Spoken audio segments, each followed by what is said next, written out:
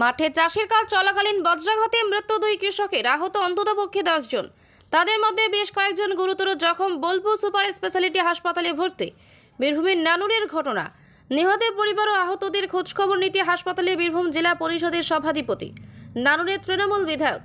শনিবার সকাল থেকে গোটা বীরভূম জেলা জুড়ে গুমোট একটা গরম ছিল। এক দুপুর গড়াতেই আকাশ চারিদিকে মেঘলা অন্ধকার হয়ে আসে। বিকাল থেকেই শুরু হয় বজ্রবিদ্যুৎ সহ বৃষ্টিপাত। বীরভূমের নানুরে বাজ পড়ে মৃত্যু হলো দুই ব্যক্তির, আহত অন্ততপক্ষে 10 জন। এদের মধ্যে বেশ কয়েকজন গুরুতর জখম, যারা বোলপুর সুপার স্পেশালিটি হাসপাতালে ভর্তি। নানুরে পৃথক দুটি জায়গায় প্রাকৃতিক বিপর্যয়ে দুজনের মৃত্যু, জখম অনেকে। নানুরের পার্টি অফিসে বসেছিলেন বীরভূম জেলা পরিষদের সভাধিপতি কাজল শেখ। খবর পেয়েই তৃণমূল বিধায়ক বিধান মাঝিকে সঙ্গে নিয়ে ছুটলেন বোলপুর সুপার স্পেশালিটি হাসপাতালে। জেলা তৃণমূল কোর কমিটির সদস্য কাজল শেখ জানান, সুরত গড়াই নানুর ব্লকের বড়া সাঁওতা অঞ্চলে বাড়ি।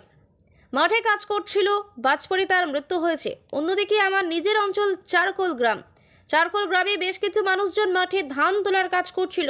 সেখানেও বজ্রাঘাতে জ্যোৎস্না নামে একজন মহিলার মৃত্যু হয়েছে। যে সমস্ত জখম হয়েছেন তারা অনেকেই হাসপাতালে ভর্তি। আমি নিজে সশরীরে গিয়ে নিহতের পরিবার ও যারা জখম হয়েছেন তাদের খোঁজ খবর নিলাম। তৃণমূল পরিবার সব রকম দিক থেকে যে সমস্ত পরিবারগুলোর পাশে রয়েছে। নির্বাচন বিধি চলছে, আদর্শ বিধি নিষেধের কথা মাথায় রেখে কিভাবে তাদের সহযোগিতার হাত বাড়িয়ে দেওয়া যায়, সেই সামগ্রিক দিক থেকে আমরা পাশে রয়েছি। হ্যাঁ দাদা, কি ঘটনা ঘটেছে? দেখুন, আজকে একটা প্রাকৃতিক বিপর্যয় হয়েছে। সেই বিপর্যয়ের শিকার নানুরের দুই নিরীহ প্রাণ আজকে চলে গেল। তাদের আত্মার শান্তি কামনা করি। একজন হচ্ছে আমাদের বড়সাঁওতা অঞ্চলে সুরত গড়াই, তার বাবার নাম হচ্ছে অনুকূল গড়াই, বয়স হচ্ছে 57 বছর। সে মাঠে গিয়েছিল 5:30টার দিকে, তখন বাজ পড়ে সে মারা যায় মাঠেই। তারপর গ্রামের লোক গিয়ে তাকে রিকভারি করে এবং নিয়ে এসে হসপিটালে এখন বর্তমান সে মর্গে রয়েছে। আর একজন, আমি যে অঞ্চলে বসবাস করি চারগ্রাম গ্রাম পঞ্চায়েতের, তার নাম হচ্ছে জ্যোৎস্না থান্দার, স্বামীর নাম হচ্ছে পুরাণ থান্দার। দুর্ভাগ্যের বিষয়, 1 বছর আগে এই মেয়েটার দাদাও মারা গেছে বাজ পড়ে। আরও দুর্ভাগ্যজনক ঘটনা, এই মেয়েটার যে বাচ্চা আছে, সেই বাচ্চা দুটো কিডনি অলরেডি নষ্ট হয়ে বসে আছে।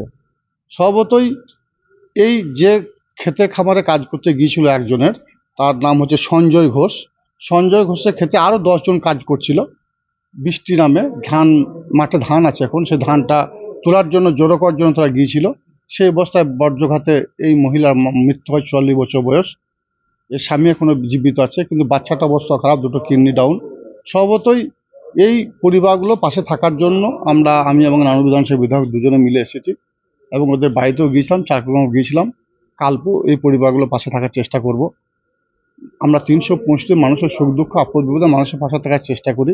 সেই জন্যই এই পরিবারগুলো পাশে থাকার জন্য এসেছি এবং রাজ্য সরকারের যেসব প্রকল্পগুলো আছে, সেই প্রকল্পের আওতায় যদি আনা যায়, সেই চেষ্টাটা করার জন্য আমি এবং বিধায়ক দুজনে এখানে এসেছি। কতজন ইনজিওর বলছি, কি ঘটনা ঘটেছিল একটু বলুন। ঘটনা বলতে আমরা একসঙ্গে 13 জন ছিলাম, তার মধ্যে কাকা আর আমি শুধু ছিলাম। আর 11 জন মেয়ে ছিল। 11 জন মেয়েরা সব আমাদের ক্ষেতেই কাজ করছিল। কাজ করার সঙ্গে সঙ্গে মেঘ এসেছিল, জলটা পড়েনি তখন। দিয়ে আর কিছু পরিমাণ ধান ছিল, সেটা জড়ো করার জন্য সব একসঙ্গে হয়ে আর সবাই বাড়ি যাবে বলে রেডি হয়ে যাচ্ছিল। এবার কিছু ধান আছে সেটা জড়ো করে দিয়ে চলে যাবে, আর কিছু জন এগোচ্ছে আর কি। হঠাৎ আমরা ধান দিতে দিতে মানে আমি সামনে ছিলাম, যে মেয়ে ছেলেটা মারা গিয়েছে সে আমার পেছনে ছিল, আর আমার কাকা সাইডে ছিল। এবার সে মারা গিয়েছে কী করে আমি দেখতে পাইনি, কিন্তু আমার মাথায় কাজ করে আমি সামনে পড়ে যাই।